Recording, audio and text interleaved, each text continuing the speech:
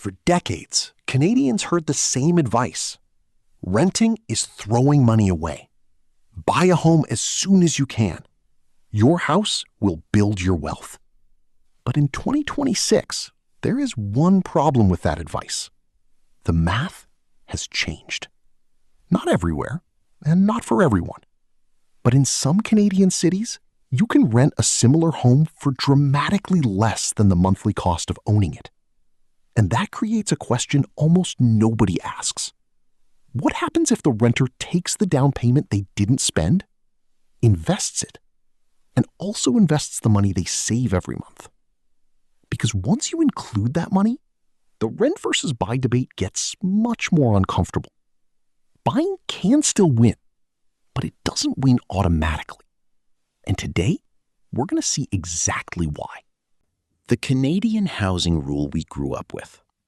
Picture two Canadians. Let's call them Alex and Maya. They're both looking at the same type of condo. For years, Alex has heard, if you can afford to buy, buy. Maya keeps renting. And every time she mentions it, somebody tells her, you're paying your landlord's mortgage.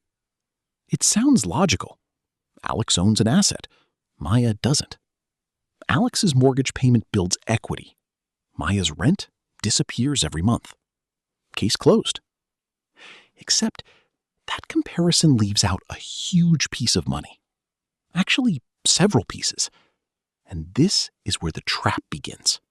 The monthly payment illusion. When people compare renting and buying, they often compare only two numbers: rent versus mortgage. But your mortgage is not your total cost of owning a home. You may also have property tax, condo fees, home insurance, repairs, maintenance, legal costs, closing costs, and eventually the cost of selling. And then there's the cost you never see on a bill: opportunity cost. That sounds like finance jargon, but the idea is simple. If your money is doing one thing, it cannot simultaneously be doing something else. Put $140,000 into a down payment, and you now have $140,000 of your capital tied to the house. That isn't necessarily bad, but it means that money is no longer available to earn a return somewhere else. And this invisible cost can completely change the comparison. Let's do the math. Imagine a $700,000 condo. This is just a simple example. Your city, mortgage rate, property tax, and condo fees could look very different. Alex decides to buy. With a 20% down payment, Alex puts down $140,000. That leaves a $560,000 mortgage. Let's use a round illustrative mortgage rate of 5% and a 25-year amortization.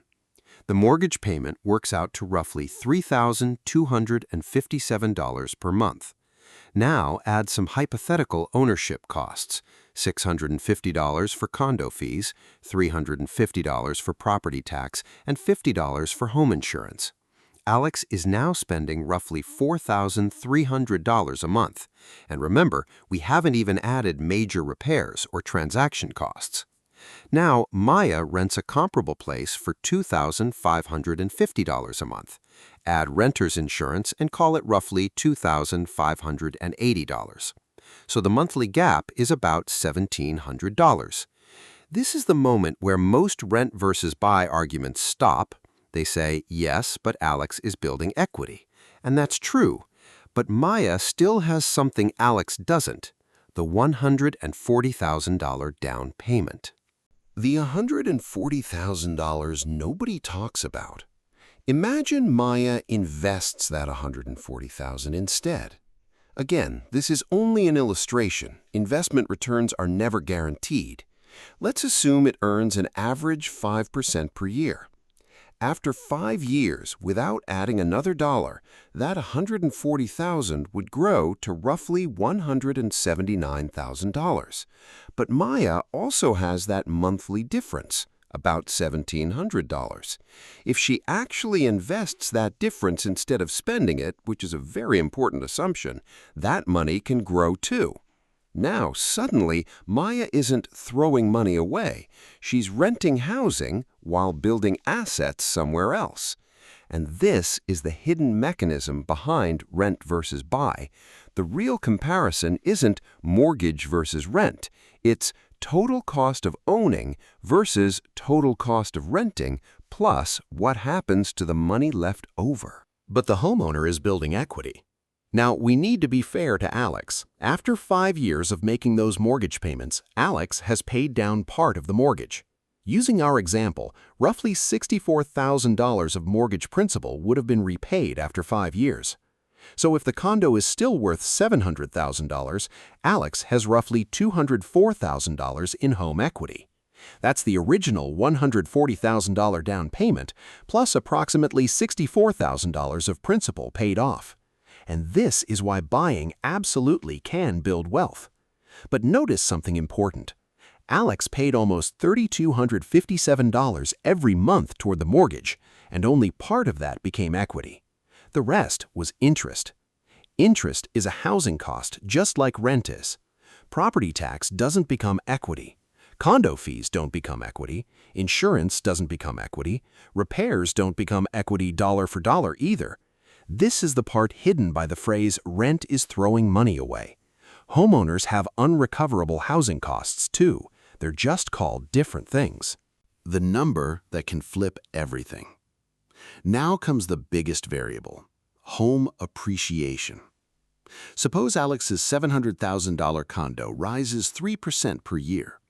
After 5 years, it would be worth around $811,000. With roughly $496,000 left on the mortgage, Alex would have about $315,000 in equity. Now, buying looks much stronger. But suppose instead the condo price barely moves for 5 years. Now the renter's invested down payment and monthly savings become much more competitive. And if home prices decline, the calculation changes again. This matters in 2026 because Canadian housing market is not behaving like one giant market. CMHC expects housing conditions to remain uneven, with weaker price conditions nationally through 2026 and particularly weak conditions in Ontario and British Columbia. So the sentence, "Canadian real estate always goes up," is not a financial calculation. It's an assumption. And assumptions are where expensive mistakes begin. Renting has a trap too. Now, renters shouldn't celebrate too early because the renter strategy has one enormous weakness. It requires discipline. Remember that $1,700 Maya was supposedly investing every month? If Maya rents for $2,550 but then spends the difference on restaurants, vacations, a nicer car, and 17 subscriptions she forgot she had, the entire strategy collapses. Alex is being forced to build equity through the mortgage payment.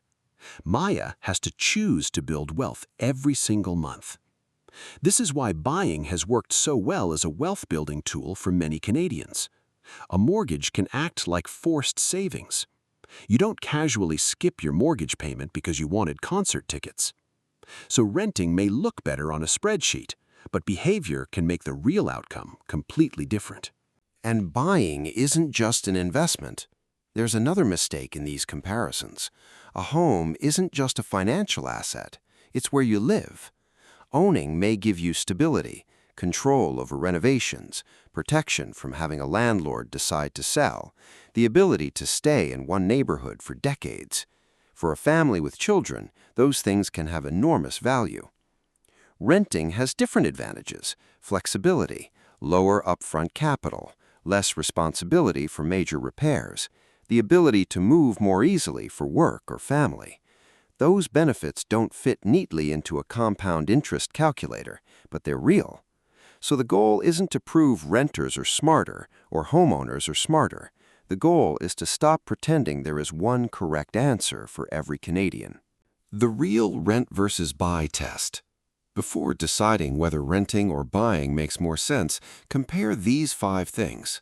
First, how much would the same type of home actually rent for?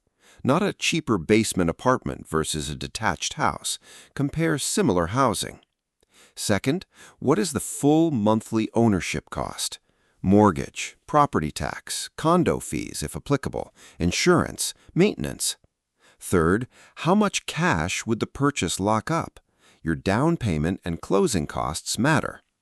Fourth, what are you assuming about future home prices? Run the math with strong growth, run it with weak growth, and run it with no growth. If the decision only works when the house rises quickly every year, you should know that before you buy. And fifth, if you rent, will you actually invest the difference? Because rent and invest the difference only works if you do the second half. Practical takeaway. The old Canadian argument was simple. Renting equals wasted money. Buying equals wealth. But reality is messier. Rent is a cost. Mortgage interest is a cost. Property tax is a cost. Maintenance is a cost. And tying up a huge down payment has an opportunity cost. At the same time, homeowners build equity and can benefit enormously if their property appreciates. The winner depends on the price of the home, the rent for a comparable property, your mortgage rate, how long you stay, future home price growth, and what you actually do with your money. So maybe the smartest question in 2026 isn't, should I rent or should I buy? Maybe it's, what does each option prevent my money from doing? Because that's where the real cost is hiding. If you like Canadian money explained without the finance language headache, subscribe to New Canadian Wallet. We'll keep breaking down the hidden math behind the decisions that quietly cost Canadians thousands.